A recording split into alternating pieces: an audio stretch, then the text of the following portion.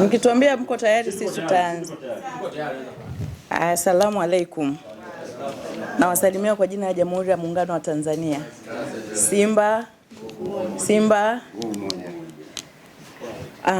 Ndugu zetu waandishi wa habari, awali ya yote mimi niwashukuru mno kwa kuwa pamoja na sisi na kuamua kuungana na sisi kusikia ni nini ambacho tunahitaji kukizungumza. Sisi hatuwezi kusema ni tamko, lakini tunasema tunashukuru kwa kuamua kuungana na sisi mashabiki na wanachama wa Simba Sports Club kusikia na sisi tuna maoni gani kwenye sakata ambalo linaendelea. Nafikiri sisi hatutakuwa na mazungumzo marefu sana, ila tu tutatoa maoni yetu na sisi kama wana Simba, kama ambavyo wenzetu wametoa maoni yao kwa uhuru sana. Nafikiri kila mmoja wetu hapa atakuwa na ana dukuduku lake au ana kitu ambacho anaamini kwamba ana haki ya kukizungumza na kukitoa kwenye klabu yetu. Tunafanya hivi sio kwa maana ya kufanya misuguano, kupingana, kubishana, isipokuwa kujenga hoja kwa maslahi mapana ya klabu yetu, kwa maslahi mapana ya Simba yetu. Tunahitaji mwisho wa siku tuwe kitu kimoja, tuzungumze lugha moja. Na ili sisi wana Simba, wanachama na mashabiki tuwe kitu kimoja, ni lazima viongozi wetu waelewe sisi tunataka nini na waweze kutuunganisha sisi, kutufanya kuwa kitu kimoja badala ya kutugawa na kuwa na kelele za huku na kule. Mmekuwa mashuhuda, sitaki kusema sana kwamba labda tunataka kujibu walichosema wenzetu, lakini na sisi tunataka kutoa maoni kama ambavyo na wao wametoa maoni yao, hasa kwenye upande wa ishu ya mwenyekiti na upande wa ishu ya mwekezaji. Kwanza nishukuru klabu kwa sababu kwa namna moja au nyingine imekemea hayo yote ambayo yametokea. Kwa kama klabu imekemea hayo ambayo yametokea, hii inaonekana wazi kwamba kuna kitu ambacho uongozi wetu unapaswa kufanya ili sisi tuwe wamoja badala ya sisi kuyumbishwa. Ni nini ambacho uongozi wetu unatakiwa kufanya? Uongozi wetu unatakiwa kutuambia ukweli wa kila kitu ambacho kinaendelea ni upi, ili sisi kusiwe na kelele huku na kule. Kwa sababu wenzetu wamezungumza, lakini mwenyekiti alitoka nafikiri akafanya interview, akazungumza. Hoja zilizoongelewa na wenzetu mwenyekiti, some of them alizijibu. Lakini sasa tunataka tufike mahali tuwe na official information kwamba haya yanayozungumzwa ukweli ni upi. Tukiachilia mwenyekiti, tuna uongozi mpana sana ndani ya klabu ya Simba.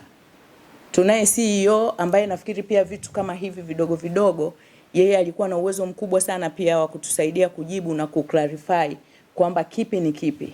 Mfano, sisi tuliokaa hapa leo tukirelay kwenye hoja za jana za mwekezaji hafai, lakini nyinyi ni mashahidi kwamba na wenzetu waliosema hayo jana, vipindi vya nyuma wote tulikuwa wamoja tukisema uongozi wa klabu hautufai, pamoja na hao waliozungumza jana.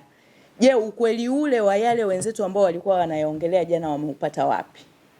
Kama wao kuna mahali wanapata ukweli huo, naamini huu ukweli ulikuwa unapaswa kuwa ukweli mpana kwa wanachama wote wa klabu ya Simba. Sio wanachama walioko Dar es Salaam, wanachama walioko Mwanza, walioko Iringa, walioko all over Tanzania wanahitaji kujua ukweli. Na sisi wanachama au na mashabiki wa Simba tunatoka hivi tunakuwa tunafanya press kila wakati kwa sababu tunahitaji kujua ukweli, na kwa sababu hatujapata ukweli ndio sababu tuko kwenye mgawanyiko. Kwa tunatamani sana uongozi wetu uwe wazi. Na sisi tumesema, mimi bahati nzuri jana nilipata nafasi ya kuongea hata kabla ya kujua kama kulikuwa na hiyo press. Na mimi kilio changu mara zote nimekuwa nikikielekeza kwa mwenyekiti, kwa sababu najua mwenyekiti ndio anayetubeba sisi wanachama. Kwa tunajua mtu wa kumuinulia au kumnyoshia vidole ni mwenyekiti wakati wote. Kwa tulikuwa tunatamani klabu, uongozi wa klabu yetu, mwenyekiti na CEO, sisi tuna mkutano mkuu, wangetoka wakatuambia ukweli ni upi. Kama watafanya media au watafanya chochote kile, watuambie ukweli ni upi. Sisi tulioko hapa tunaamini kwamba tajiri anatoa pesa. Sisi tunaamini hivyo. Lakini wenzetu wanaamini kwamba tajiri hatoi pesa, na wao wameongea kwa guts zote kwamba tajiri hatoi pesa. Especially kipindi cha usajili. wanasema dirisha dogo tajiri alizima simu, hakutoa pesa ya usajili. Mimi naomba ni question kwao kidogo tu kwamba dirisha kubwa tajiri alisema ametoa bilioni 6 plus za usajili, na mkutano mkuu kwenye mapato na matumizi wakaeleza, klabu ikakiri kwamba tajiri aliahidi bilioni 6 na ametoa. Maana yake bilioni 6 ilikuwepo na wachezaji walisajiliwa. Na kipindi kilichopita pia tajiri alitoa pesa tukasajili, na baadhi ya wachezaji waliuzwa. Je, zile pesa zilizouzwa wachezaji hazikuwa zikijitosheleza kusajili dirisha dogo? Je, pesa zinatoka tu kila usajili au inatakiwa kwamba pesa inatoka inapohitajika? Tuna maswali madogo kama hayo sisi tulioko hapa ambao tunahitaji clarification. Pesa inatakiwa kutoka wakati gani? Lakini lingine ambalo natamani sana klabu yetu siku moja itupe majibu ya hayo.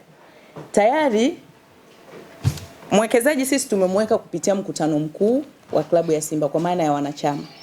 Lakini leo inaonekana kwamba mwekezaji hatoshi, hatufai.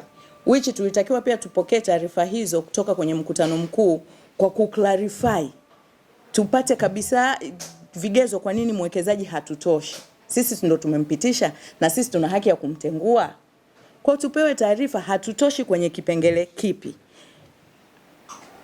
Tumeambiwa mwekezaji anadai, tumesikia mwekezaji anadai, na anapoonekana Mohamed anapodai pesa anayotoa ni dhambi kubwa sana ndani ya klabu ya Simba. Lakini huyu mtu tunayemlaumu akidai pesa zake hatujamkabidhi timu. Tumekataa kukamilisha transformation kwa kuamini kwamba hatufai. Sasa kwa nini pesa yake anapodai tunaona kwamba ni dhambi? Je, pesa anazotupa mtu ambaye hajakabidhiwa timu anatuhonga zile pesa? Yaani ni haki baniani mbaya kiatu chake dawa. Ni haki yeye kutupa pesa zake na hapaswi kudai. Lakini kumkabidhi timu ni dhambi. Sasa kama hatumtaki kwa nini pesa zake tunazitaka? Kama hatumtaki pesa zake tusichukue. Kama tunaona hatufai turudisheni kile ambacho anatudai, ambacho yeye ni haki yake. Sasa tunapotoka nje tunakuwa na mafungu ya watu hao wanasema hivi, wanamtukana au wanasema vile kwa kuona kwamba hastahili kudai. Kama ambavyo hastahili kudai na kama ambavyo nyinyi mnaona kwamba hastahili kupewa timu, basi muache, msilalamike kwamba kazima simu, msilalamike sio kafanya nini. Ana haki ya kudai kwa sababu timu hatujamkabidhi. Kwa kama tunaitaka pesa ya Mohamed, basi tuhakikisheni kwamba tunakamilisha yale makubaliano ambayo tunakuwa nayo. Tunazungumza si kama mashabiki tu, lakini kama wanachama. Tuna CEO, mimi ninarudia sijawahi kumzungumzia CEO kabisa, lakini naamini CEO wetu ana uwezo mkubwa wa kutujibu au wa kutoa clarification ya haya ambayo yapo. Tunazungumzia usajili, tunasema mwekezaji atoi pesa, lakini sajili zote kubwa mwekezaji ametoa pesa. Je, pesa anayotoa na wachezaji wanauzwa haitoshi? Inabidi pia pesa nyingine itoke. Je, pesa inatoka inapohitajika au inatoka tu pale watu wanapokuwa wanahitaji? Swala la yeye kuondoka, that's not a big deal. Kama mnaona hafai, basi turudi kama ambavyo tumemweka, tumtoeni kwa utaratibu, sio kwa vigenge huko pembeni. Kwa upande wangu mimi na yote ambayo nimeyazungumza jana na siku nyingine zilizopita, bado mimi ninasisitiza kwamba tuna matatizo makubwa sana ndani ya uongozi wetu wa klabu ya Simba. Na kwa sababu klabu ya Simba ndio ambao tuna uwezo wa either kumweka ama kumtoa mwekezaji. Kwa kama tumeamua hivyo, tuache propaganda za watu wanaotoka huko kusema, yani kumwaminisha mtu kwamba mtu fulani akitoka yeye ana uwezo wa kuiongoza klabu. That's not true. Hiki ninakisema mara zote, Mohamed hajatoka hapa na Simba. Simba hii watu wanaoingangania leo katoka nayo mbali, kaitengeneza kuwa hivi ilivyo. Kwa kama tunaona hatufai, basi tuweni fair. Mnyonge tumnyongeni, lakini haki yake tumpe. Tuna vitu vingi ambavyo nafikiri na wenzangu nao wana vya kwao ambavyo watavizungumza. Ninadhani wana Simba wenzangu tufike mahali tuamini ya kwamba sisi ni wamoja. Tunachokipigania, tunapigania umoja wetu, tunapigania maslahi mapana ya klabu yetu, tunapigania nguvu kubwa ya Simba. tuwe wamoja, tusiwe mafungu mafungu. Tukae tuzungumze kitu kinachoeleweka. Kitu kinachoeleweka kitatoka ndani ya klabu ya Simba na ndani ya mkutano mkuu wa Simba. Hatutaki kuwa na mikutano ambayo haina hoja za mantiki, zenye mantiki kuhusiana na changamoto ambazo tunaziface. Kwa hiki ambacho tunakizungumza, kwa heshima kubwa sana, tuombe uongozi wetu waangalie wanataka sisi tuwe watu wa namna gani na wanataka timu yetu iwe ya namna gani. Warudi wao kuwa wamoja. Tunaomba watupe kile ambacho sisi tunakihitaji. Tumechoka hizi kelele. Tumechoka kukosa mataji, tunakosa vikombe, tunafungwa, tunafanya nini, lakini bado viongozi wanakuwa ni watu wa kutuyumbisha. Na sisi haya tunaelekeza kwenye uongozi wa klabu ya Simba, sio upande wa 49, kwa sababu vyovyote mtakavyo tafsiri nyinyi, lakini sisi ni wana Simba. Sisi ni wanachama wa klabu ya Simba. Sisi sio wanachama wa 49, sisi ni wanachama wa 51. Kwa haya tumekaa hapa sisi kama wanachama na mashabiki wa 51, not 49. Kwa clarification nyingine au tafsiri nyingine mtakazo kuwa nazo, hizo ni za kwenu. Lakini sisi tuko hapa kwenye kuhoji kwenye klabu yetu, kwa sababu tunaamini tuna haki ya kufanya hivyo.